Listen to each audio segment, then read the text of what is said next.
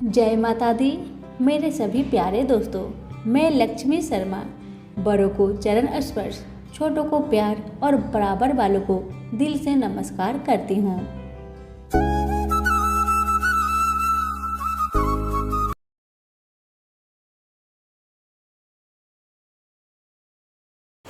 आज आप सुनेंगे बैनाई की गणेश चतुर्थी व्रत की 7 कथा एक साथ। कथा को पूरा सुने, अच्छा लगे तो लाइक और शेयर जरूर करें और हमारे चैनल के साथ जुड़े रहें। अब आइए सुनते हैं कथा। एक गांव में एक गरीब बूढ़ी माई रहती थी। बूढ़ी माई गणेश भगवान की बहुत बड़ी भक्त थी। इसी कारण से बेचारी हर रोज मिट्टी की गणेश जी की मूर्ति बनाती और उसी को पूजा करती थी।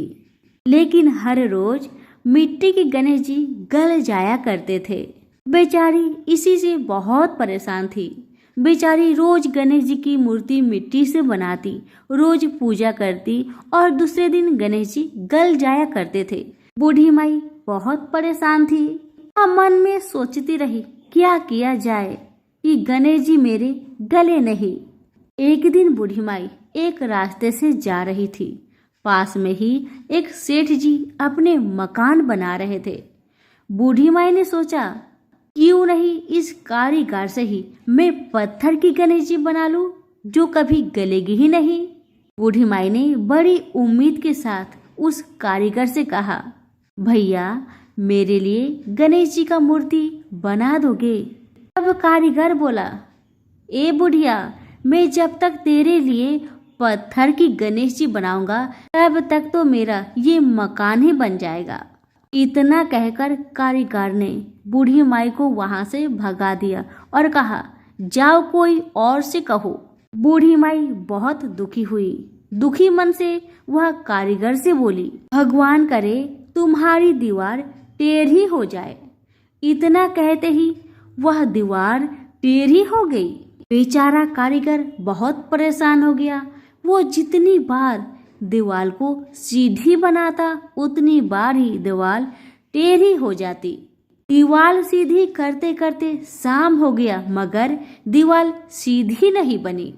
अब शाम को जब सेठ आया तो उस कारीगर ने अपनी सारी कहानी उस सेठ को सुना दिया कि एक बूढ़ी आई थी। वो कह रही थी कि मेरे लिए पत्थर का गणेश जी बना दो।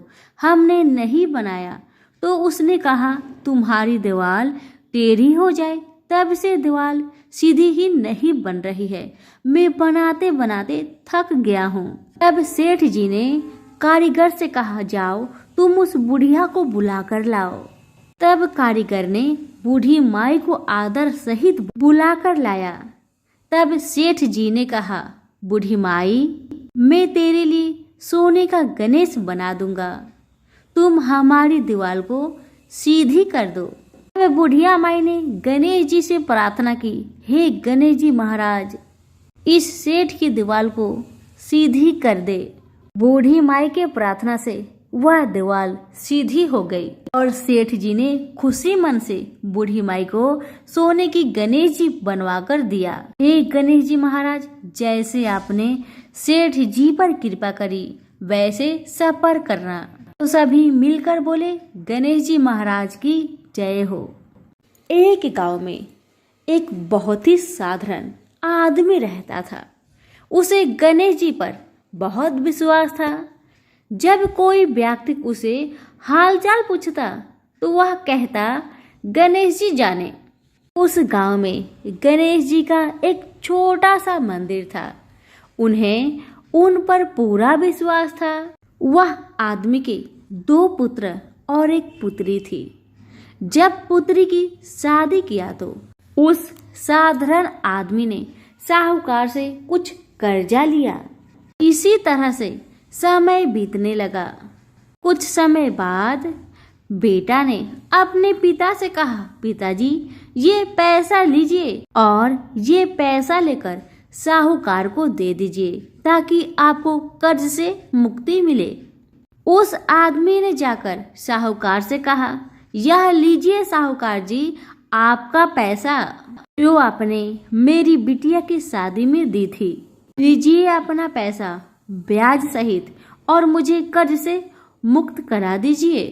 साहूकार ने एक पेज पर लिख दिया था कि आपका पूरा कर्जा ब्याज सहित प्राप्त हुआ है, आप कर्जा से मुक्त हो गए हैं। साहूकार ने उस आदमी से पूछा, इस पर क्या लिखा हुआ है? उस आदमी ने कहा, मैं तो अनपढ़ हूँ, जो लिखा है वह गणेश जी जाने, मुझे नहीं पता। साहूकार समझ गया कि व्यक्ति बहुत सीधा है। उनके मन में लोभ आ गया। साहूकार ने उस आदमी को कहा, अंदर जाकर एक गिलास पानी लेकर आओ। इसी बीच में साहूकार ने उस पर्ची को हटाकर एक पर्ची लिख दिया कि अभी मेरा कर्जा बाकी है। अंदर से व्यक्ति आया और पर्ची लेकर चला गया। कुछ दिन बाद साहूकार पैसा मांगने पहुंच गया। तब उस आदमी ने कहा कि यह बात गलत है, मैंने आपको पैसा दे दिया था। मामला कोर्ट में चला गया। तब उस व्यक्ति को बुलाया गया। उस व्यक्ति ने जज साहब से अपनी सारी कहानी सुनाई कि उसने कैसे साहूकार को पैसा लौटाया था, लेकिन उस व्यक्ति के पास कोई सबूत नहीं था। वह सिर्फ एक ही बात कह रहा था कि मेरे गणेश जी जाने, मेरे गणेश जी जाने।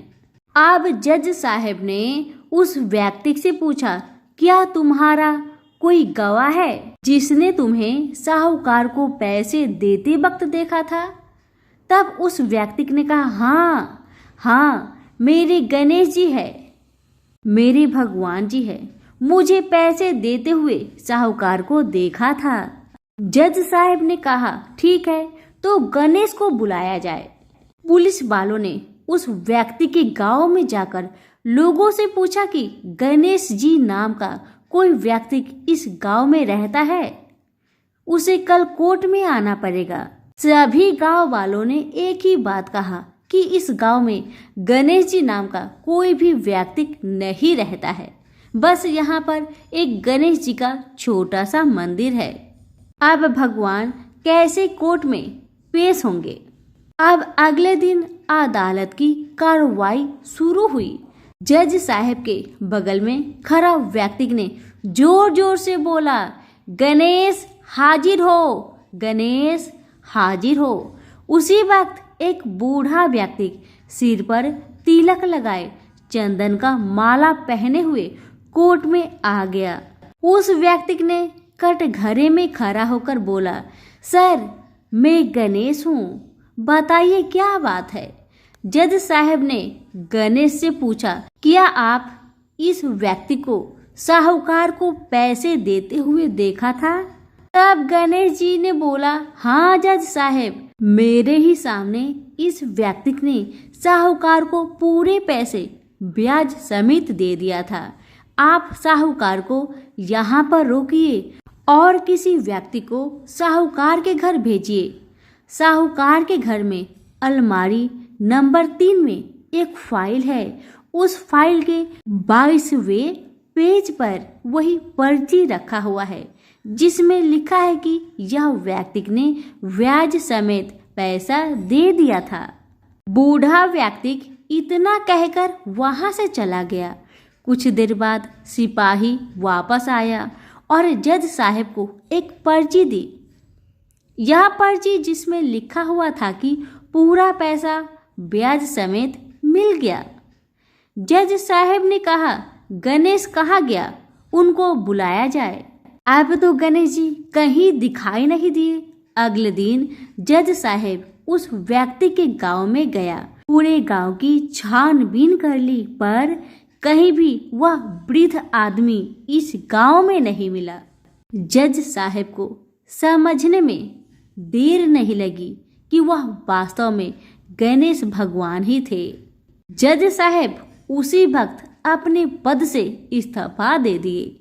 जज साहब भारत के सभी मंदिरों में घूम घूम कर उसके दरबार पर मिट्टी को अपने सिर में लगाते थे। इसी मंदिर में कभी बैठते ही नहीं थे, क्योंकि जज साहब कहते थे कि हमने भगवान को अदालत में बुलाकर खड़ा किया था।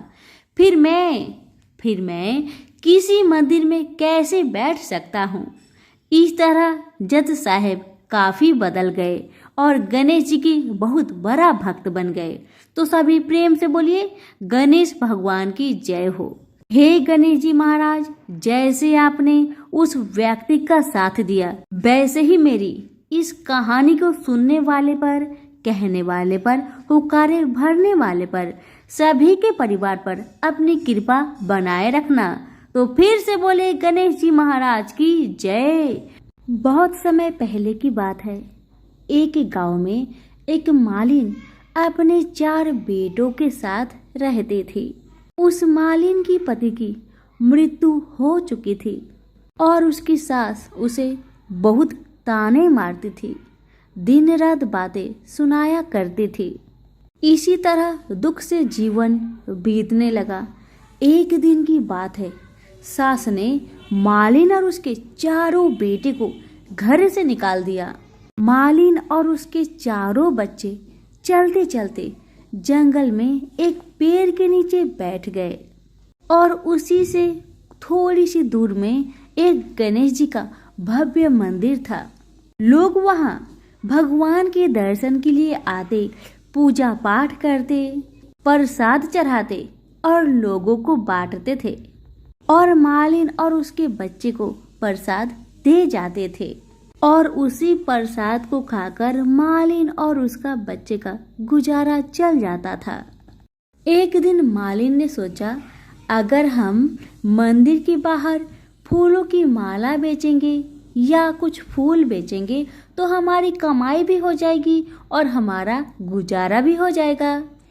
ऐसा सोचकर दूसरे दिन मालिन अपने बच्चों के साथ जंगल में गई और ढेर सारा फूल तोड़कर लाई, माला बनाई और कुछ फूलों को ऐसे ही टोकरी में लेके मंदिर के सामने बैठ गई। अब तो उनकी बिक्री अच्छी होने लगी। इतना आमदनी होने लगा कि उन्हीं पैसे से उन लोगों ने एक छोटा सा दुकान और घर खरीद लिया। अब तो मालिन और उनके बच्चे अपने दुकान में फूल माला के साथ साथ पूजा के सारी सामग्री भी रखने लगे। अब तो हर रोज मालिन और उसके बेटे पहले गणेश जी की पूजन करते, फिर अपने दुकान को लगाते थे। इस कारण मालिन और उसका बेटा पर गणेश जी का बहुत कृपा था। उसी मंदिर में एक राजकुमारी गणेश जी के दर्शन को रोज आया करती थी। उसने जब मालिन के बेटे को देखा तो उसे मालिन का बेटा पसंद आ गया, क्योंकि मालिन का बेटा बहुत सुंदर था। अब राजकुमारी महल में जाने के बाद अपनी भाभी से कहने लगी, भाभी मुझे एक लड़का पसंद आ गया है, मैं उसी से विवाह करूंगी।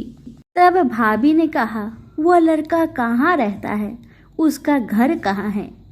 तब राजकुमारी ने कहा, वह लड़का पासी में जो गणेश जी का मंदिर है वहीं पर उसका छोटा मोटा फूल का दुकान है, जिसमें वह लड़का और उसकी माता फूल और पूजन की सामग्री बेचा करते हैं।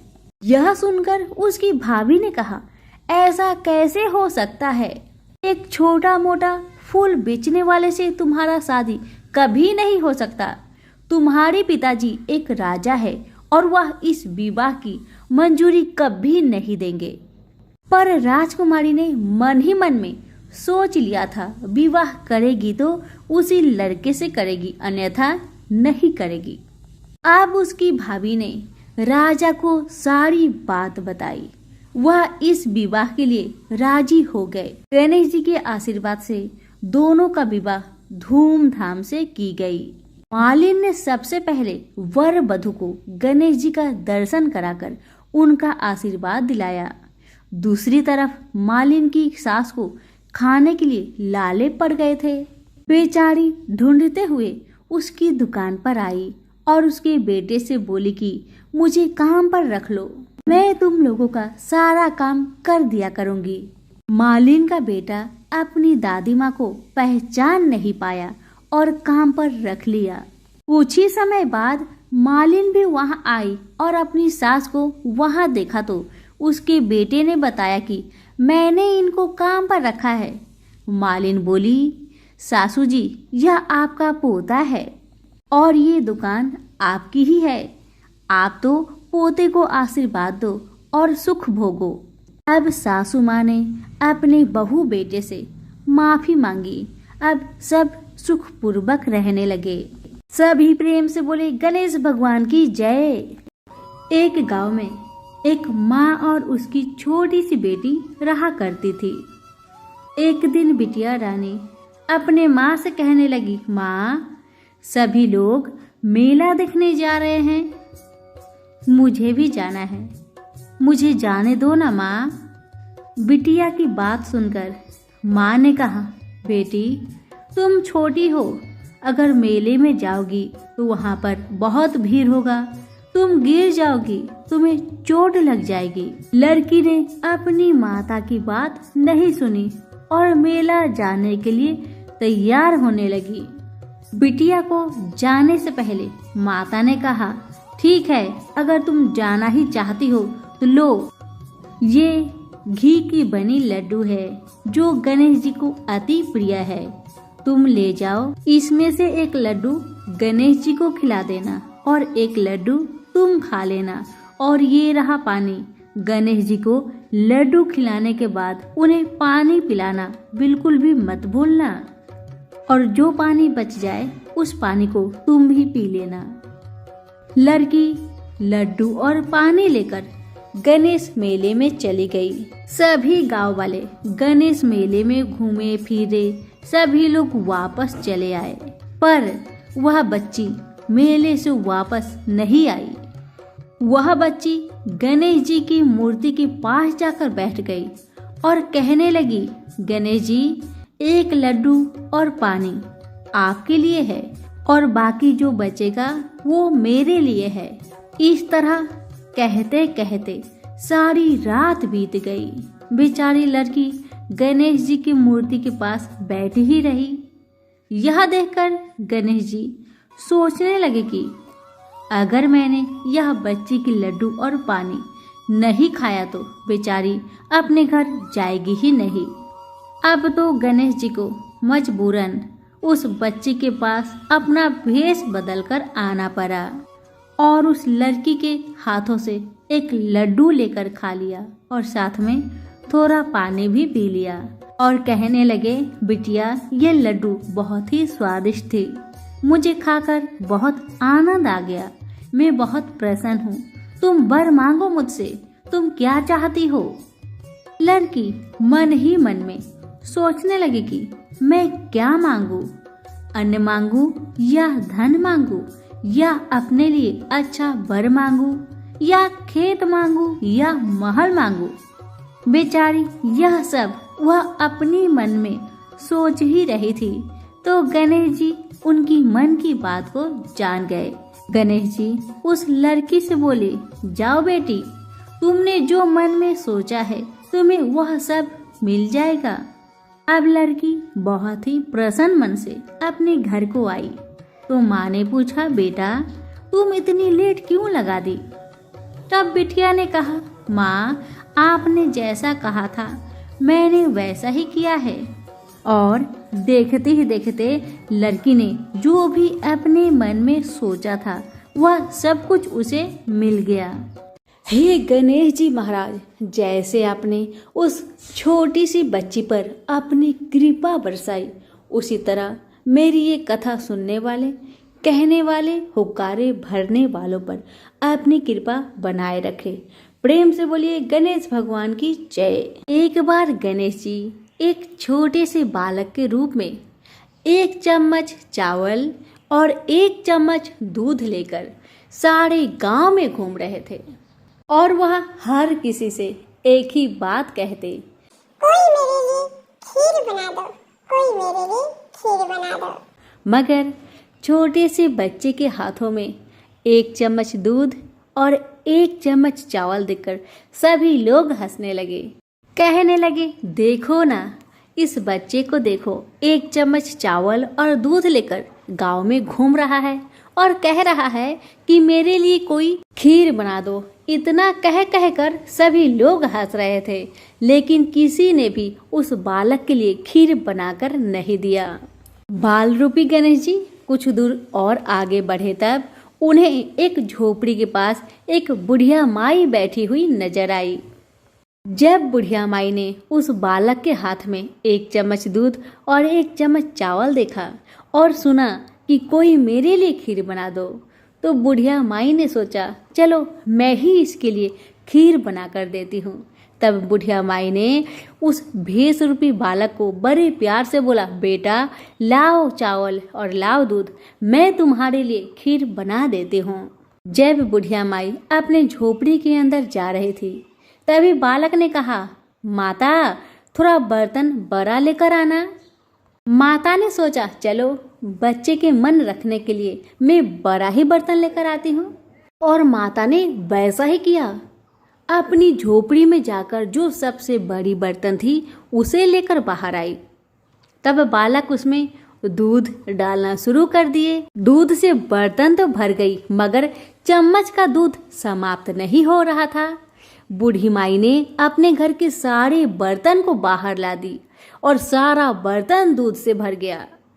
ये देखकर बूढ़ी माई तो आश्चर्य में पड़ गई। वह मन में सोचने लगी, जरूर ये बालक जादू टोना जानते होंगे, तभी तो एक चम्मच दूध से सारा बर्तन भर गया, मगर चम्मच का दूध समाप्त ही नहीं हुआ।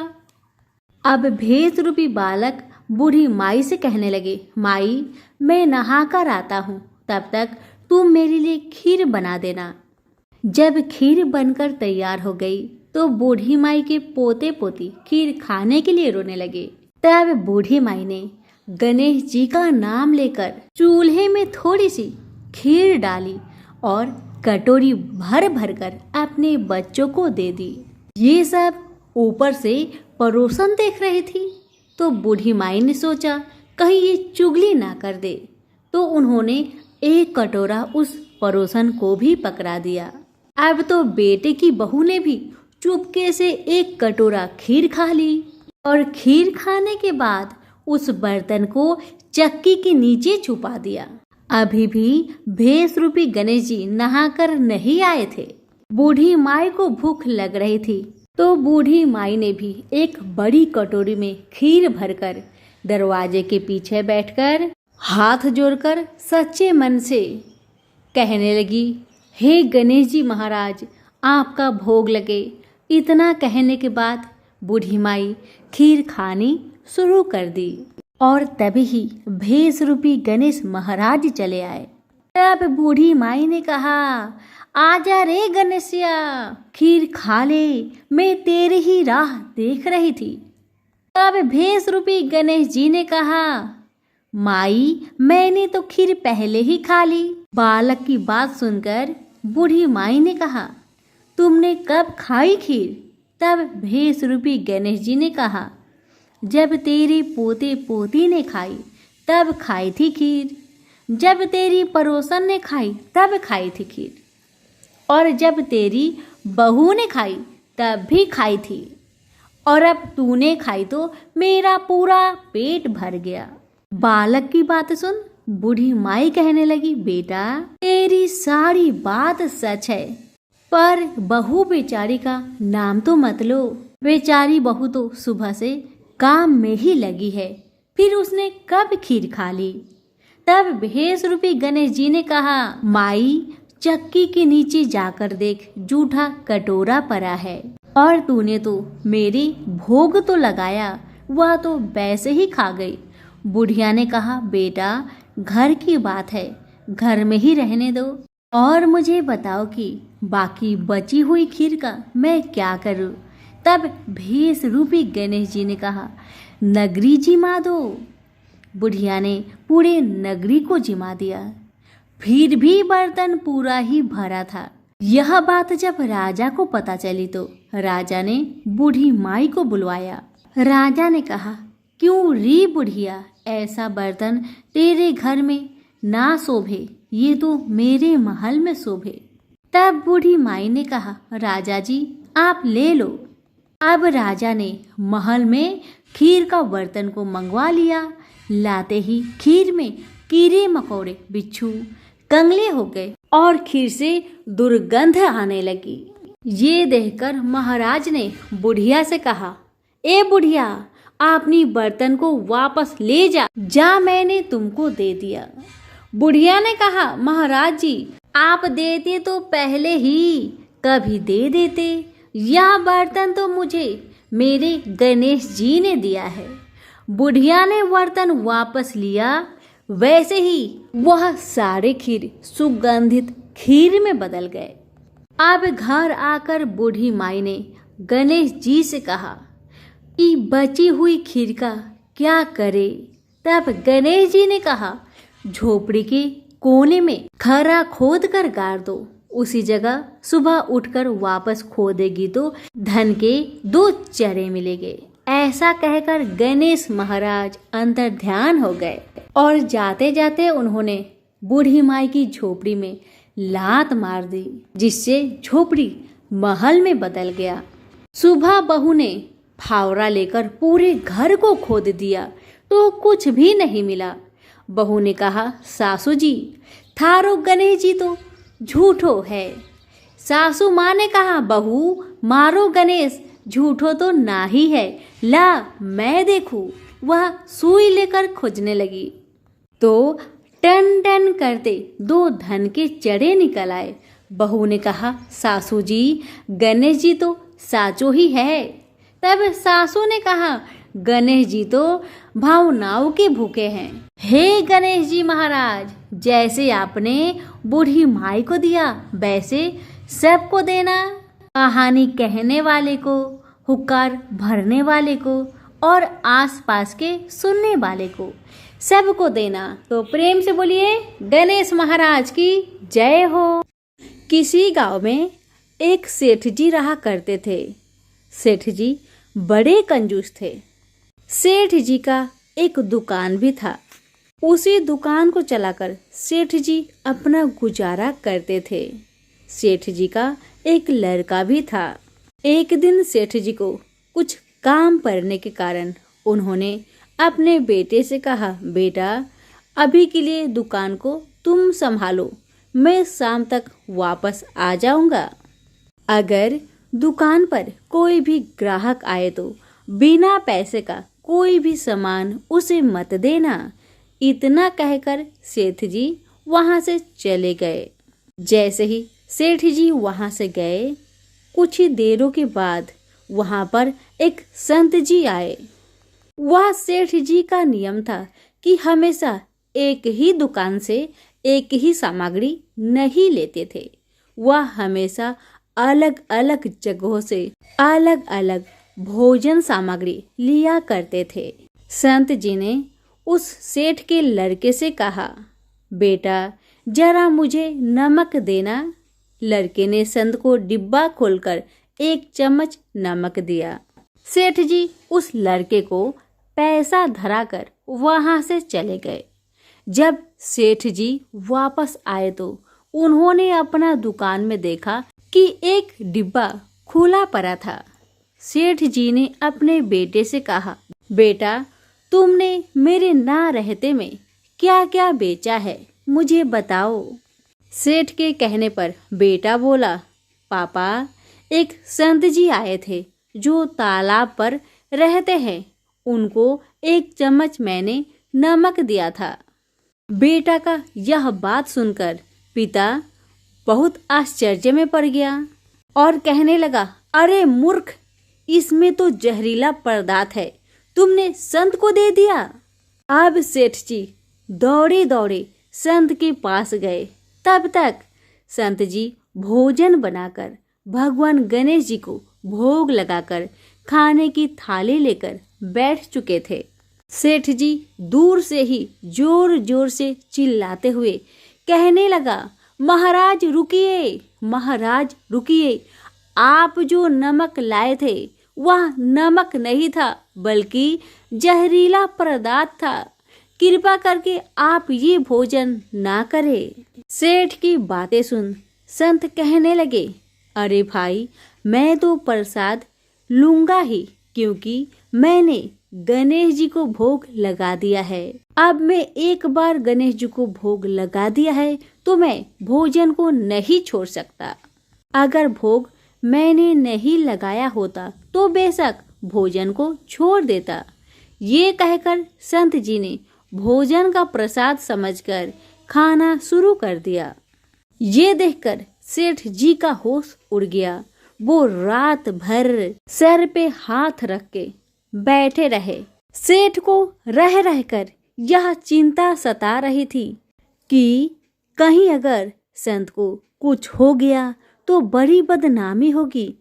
अगर संत जी का उस जहरीले पदार्थ को खाने से रात में तबीयत बिगड़ गई तो कम से कम वैद्य को तो दिखा ही देंगे। सोचते सोचते उसे नींद आ गई। सुबह रोज की तरह संत जल्दी उठ गए और नदी में स्नान करने लगे। सेठ जी ने कहा, महाराज आपकी तबीयत ठीक है? संत बोले, गणेश भगवान की कृपा से सब ठीक है। इतना कहकर संत जी पूजन करने के लिए मंदिर में चले गए।